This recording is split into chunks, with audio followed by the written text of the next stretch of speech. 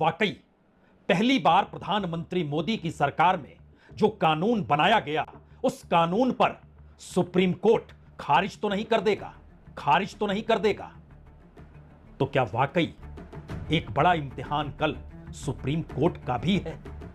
क्योंकि इससे पहले कानून बना जरूर है, लेकिन खुद प्रधानमंत्री मोदी ने माफी मांगते हुए वापस लिया है। सुप्रीम कोर्ट के जरिए इस देश को, संविधान को देखना शायद मौजूदा राजनीतिक व्यवस्था को बर्दाश्त ही नहीं है। पहली बार इस देश की सत्ता द्वारा बनाए गए कानून का परीक्षण जब सुप्रीम कोर्ट में होना तय है, जिसमें संविधान की कई धाराओं को लेकर सुप्रीम कोर्ट को आपत्ति है कि इस कानून में वह कैसे शामिल कर लिया गया, और जिस पार्लियामेंट की ज्वाइंट पब्लिक कमेटी के भीतर जो सवाल उठते चले गए, उसमें पहली बार फैसला आने से पहले जेपीसी के चेयरमैन जगदंबिका पाल, जो बीजेपी के सांसद हैं, कह देते हैं कि अगर सुप्रीम कोर्ट ने इसे असंवैधानिक करार दे दिया तो वह इस्तीफा दे देंगे, पद छोड़ देंगे।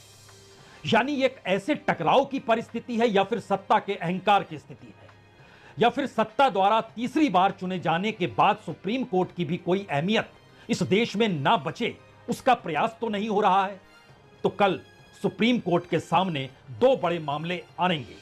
उसमें एक मामला तो वक्फ बोर्ड से जुड़ा है, जिसका जवाब सरकार को देना है, और दूसरा मामला सांसद निशिकांत दुबे से जुड़ा है, जिन्होंने खुल्लम खुल्ला यह कहकर इस देश के सामने एक ऐसी परिस्थिति खड़ी कर दी कि अब वाकई किसी सांसद में ऐसी सोच हो सकती है जब वो ये कहने निकल पड़े कि इस देश के मुख्य न्यायाधीश संजीव खन्ना इस देश में गृह युद्ध की परिस्थितियों के जिम्मेदार हैं। लगता है आज एक एक परिस्थितियों को खोला जाए, समझा जाए। जरूरी है इस बात को समझना कि आखिर ऐसे मोड़ पर भारत कैसे आकर खड़ा हो गया, जहां पर इस देश की राजनीतिक सत्ता को यह लगने लग गया कि सुप्रीम कोर्ट ने अगर उसके कानून के खिलाफ फैसला दे दिया तो फिर उसकी अपनी साख या फिर इस देश के भीतर की सामाजिक, सांस्कृतिक, आर्थिक परिस्थितियों के बीच एक ऐसी मोटी लकीर खिंच जाएगी जिसे पाट पाना शायद राजनीतिक सत्ता की हार के समान होगा। बीजेपी के सांसद सीधे तौर पर सुप्रीम कोर्ट के तमाम फैसलों पर उंगली उठाते हुए मौजूदा वक्त में वक्फ बोर्ड के फैसले पर जो भी निर्णय होगा उससे पहले वो एक धारणा खुले तौर पर रख रहे हैं। और बड़ा सवाल तो यह है, ये वक्फ बोर्ड का मसला और उससे जुड़े मुद्दों के नजर जिन 5 मुद्दों पर चर्चा होनी है, उसके दायरे में संविधान के आर्टिकल 14, 15, 25 यानी धार्मिक स्वतंत्रता का जिक्र है। उसके दायरे में संविधान के आर्टिकल 26 यानी धार्मिक मामलों के प्रबंधन की स्वतंत्रता का जिक्र है।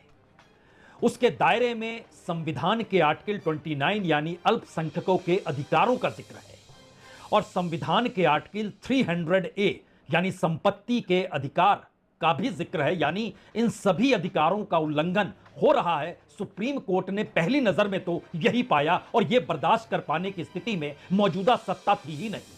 इसीलिए इस देश के भीतर एक राजनीतिक वातावरण इस दौर में जो खींचा गया, उसने एक संकेत तो बहुत साफ तौर पर दे दिए कि अगर वाकई सुप्रीम कोर्ट ऐसा फैसला दे देती है वक्फ बोर्ड को लेकर, जो सरकार के कानून के भीतर दर्ज अलग अलग पॉइंट के जरिए इस देश में वक्फ बोर्ड और उससे जुड़े समुदाय विशेष के ऊपर अपने कानून, अपने व्यक्ति, अपने तरीके से जमीनों की देखभाल, अपने तरीके से जमीनों के इस्तेमाल का जिक्र होगा, तो फिर संविधान कहां पर होगा? क्योंकि एक मैसेज राजनीतिक तौर पर निकल कर आया, क्या वाकई इस देश के भीतर सुप्रीम कोर्ट का यह फैसला भारत के भीतर दो फाड़ की स्थिति में तो नहीं आ जाएगा? और शायद इसीलिए वक्फ बोर्ड की जमीन का जो सवाल है, वो समी धीरे धीरे जिन मुद्दों की दिशा में चली गई, उसमें वक्फ बोर्ड के भीतर गैर मुस्लिमों को शामिल किया जाए। सुप्रीम कोर्ट ने यह सवाल सरकार से पूछा है। डिस्ट्रिक्ट मजिस्ट्रेट को वक्फ संपत्ति का फैसला करने का अधिकार दे दिया जाए और खुले तौर पर सरकारी हस्तक्षेप शुरू हो जाए। सुप्रीम कोर्ट ने यह जवाब केंद्र सरकार से मांगा है, अटॉर्नी जनरल को जवाब देना है।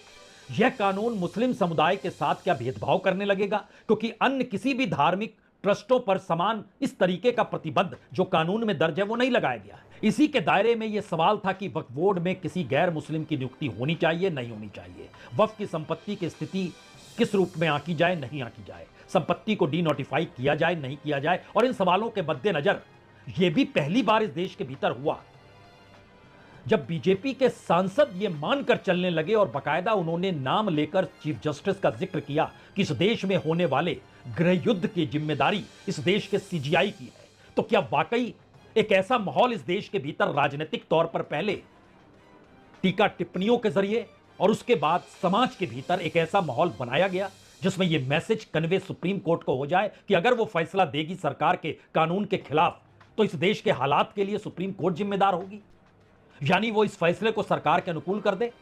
एक ऐसी परिस्थिति इस देश में लोगों के जहन में बहुत साफ चल रही है। शायद इसीलिए जिन बातों का जिक्र राजनीतिक सत्ता के सांसदों के जरिए हुआ और इस तरीके के वक्तव्य अगर आप याद कीजिएगा तो 2024 के लोकसभा चुनाव के वक्त संविधान बदलने तक की बात होने लगी थी 400 पार के नारे के साथ, और बदल के बोलने वाले लोग बीजेपी के सांसद भी थे। ठीक वैसे ही ये भी सांसद बीजेपी के हैं जो मौजूदा वक्त में किन शब्दों का किस तर्ज पर इस्तेमाल कर रहे हैं, हैरत की बात है। ये भरोसा करेंगे कि इस देश के भीतर में किसी भी गलत चीज पर अगर सत्ता कोई कार्रवाई करना चाहती भी है तो वह ईमानदारी के साथ करेगी।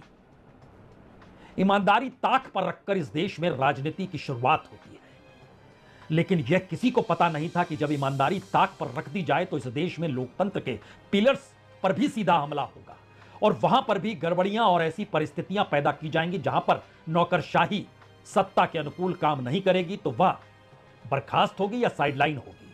उस जनता का भरोसा कैसे होगा, या उस जनता के सरोकार अगर आपसे नहीं जुड़े तो स्थितियां कितनी विकट होगी। शायद इसीलिए तो सुप्रीम कोर्ट की दिशा में जाना ही होगा, कोई दूसरा रास्ता बचता नहीं है, क्योंकि संविधान ही तो व्याख्या करेगा। तो संविधान के आश्रय सुप्रीम कोर्ट का फैसला सत्ता की राजनीति के आश्रय प्रभावित हो जाएगा, या इस देश की जनता जो चीजों को देख समझ रही है कि उसकी साख सुप्रीम कोर्ट की बरकरार रहे। शायद इसीलिए वक्फ बोर्ड हो या फिर निशिकांत दुबे के बयान हो, इम्तिहान तो सुप्रीम कोर्ट का भी है और इम्तिहान सुप्रीम कोर्ट के फैसले के बाद इस सरकार का भी है। शायद इसीलिए इस देश की उम्मीद और आस सुप्रीम कोर्ट के प्रति इसलिए है क्योंकि उसका फैसला सीधे सीधे सरकार के कानून को चुनौती देता है, वक्तव्यों को खारिज करता है और शायद यह सलाह भी देता है इस तरीके से देश में गृह युद्ध और धर्म युद्ध और सीजीआई को कटघरे में खड़ा करना छोड़ दीजिए।